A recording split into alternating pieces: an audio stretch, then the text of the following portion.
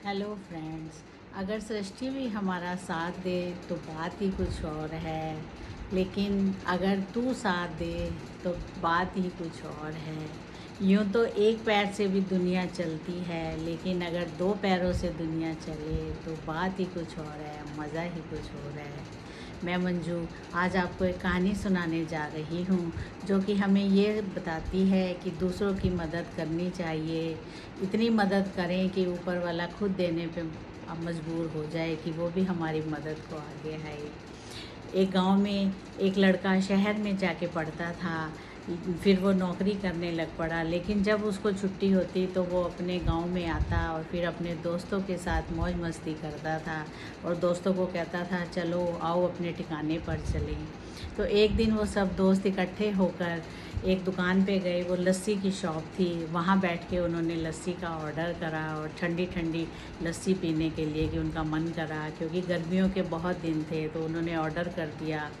जब वो ऑर्डर करके अपनी मौज मस्ती कर रहे थे तो इतनी देर में एक 75 साल की बुढ़िया एक गंदा सा झोला लटकाए हुए आ गई और बोली कि बेटा भगवान के नाम पे कुछ पैसे दे दो, मैं कुछ खा लूँ। अब उस लड़के ने अपना पर्स निकाला और कुछ सिक्के ढूंढने लगा, लेकिन फिर अचानक उसके मन में ख्याल आया इसको सिक्का नहीं देता, नोट देता हूँ। लेकिन फिर उसने नोट भी नहीं दिया और पूछा, उसको आवाज़ लगा के बोलता है, दादी जी आप लस्सी पिएंगी? पहले तो दादी ने ना नुकुर की, लेकिन फिर ना हल्की सी मुस्कुराहट ली और कहा कि पी लूँगी, और दूर जाके वो एक कोने में बैठ गई। फिर उसने अपनी पोटली में से ना कुछ 5-7 रुपए के सिक्के निकाले और धीरे धीरे चलकर उस लड़के के पास आकर बोली कि बेटा ये जो तुम लस्सी वाले को पैसे दोगे ना, तो ये मेरे सिक्के ले लो और उसको अपने कुछ पैसे मिला के उसका भुगतान कर देना। अब वो लड़का तो सन्न रह गया, उसके पैरों के नीचे से ज़मीन निकल गई कि ये दादी अम्मा क्या कर रही हैं।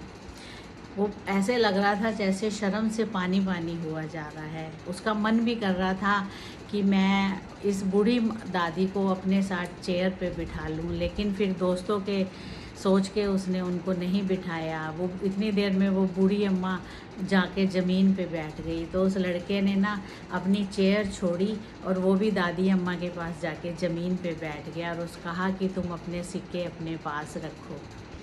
तो वो जो लस्सी वाला मालिक था, दुकानदार था, वो दूर से देख रहा था और उसने एकदम आवाज़ लगाई कि भाई साहब रुको, मैं लड़के के हाथ 2 चेयर भिजवाता हूँ, आपने ज़मीन पे नहीं बैठना है। वो नौकर 2 चेयर लेके आ गया, उसने एक बूढ़ी अम्मा को बिठाया, एक पे खुद बैठ गया और उस मालिक ने कहा कि मेरी दुकान पे ग्राहक तो बहुत आते हैं, लेकिन इंसान मैंने आज ही देखा है कि जिसके मन में इतनी इंसानियत है। तो अब आगे से मैं भी ध्यान रखूँगा कि मेरे आसपास जो कोई भी गरीब और भूखा बेबस होगा, जिसको भूख लग रही होगी, मैं उसको लस्सी पिए बिना नहीं जाने दूँगा, उसको कुछ ना कुछ खाने के लिए ज़रूर दूँगा। तो दोस्तों यह कहानी हमें यह सबक सिखाती है कि हमेशा दूसरों की मदद करें। अगर किसी गरीब को तुम पैसा नहीं दे सकते तो उसको खाने के लिए ज़रूर दें।